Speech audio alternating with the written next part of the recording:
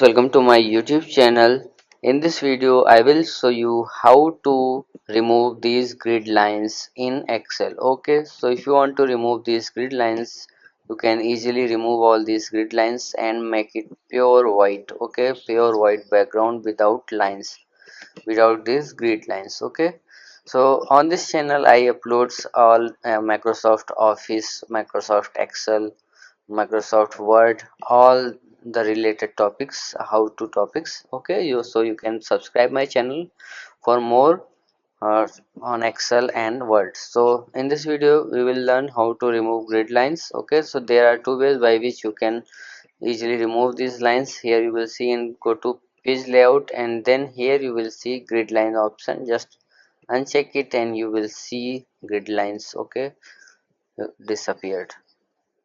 So and make it the all the background will be pure white. Okay, so like this you can remove grid lines in Excel. So if you like this video, please like the video and also subscribe my channel for more videos like this. Thanks for watching.